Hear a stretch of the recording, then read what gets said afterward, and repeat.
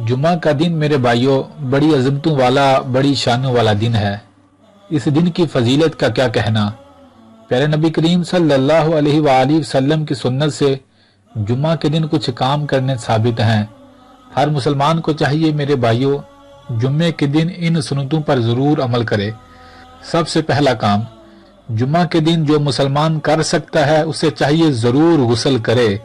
जुम्मा के दिन गुस्ल करना वाजिब है। अगला काम, जुम्मे के दिन अच्छे कपड़े पहनने चाहिए और खुशबू लगानी चाहिए क्योंकि दिनों में अफजल तरीन दिन जुम्मा है। अगला काम, जुम्मे के दिन खुतबे से पहले मस्जिद में जाना चाहिए और इससे बड़ा अजर मिलता है।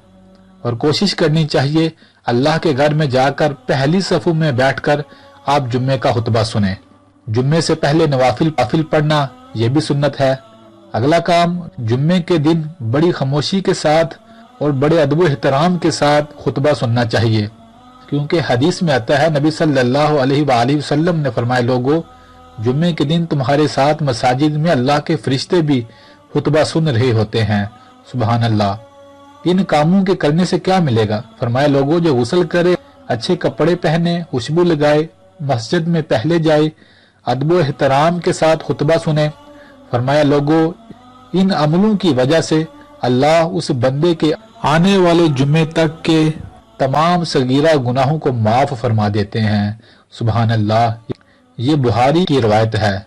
और मेरे भाइयों, सूरतुल कहफ को जुम्मे के दिन पढ़ना ये भी सुन्नत से साबित है। जुम्मे के दिन मेरे भाइयों हमें चाहिए कसरत के साथ अपने नबी सल्लल्लाहु अलैहि वसल्लम पर कसरत के साथ दुरूद पाक पढ़ना चाहिए।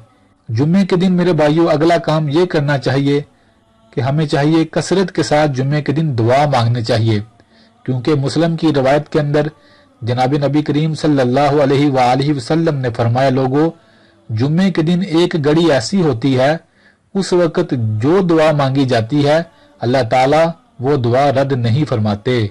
सुभान अल्लाह। तो कसरत के साथ मेरे भाइयों जुम्मे के दिन दुआ मांगनी चाहिए। और अगला काम, जुम्मे के दिन मेरे भाइयों नाखून काटना भी सुन्नत से साबित है।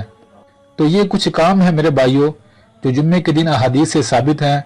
हर बंदा मोमिन को चाहिए इन कामों को जुम्मे के दिन जरूर करना चाहिए। ये बड़े शर्फ की बात है क्योंकि हमारे नबी सल्लल्लाहु अलैहि वसल्लम ने इन कामों को करने का हुक्म दिया।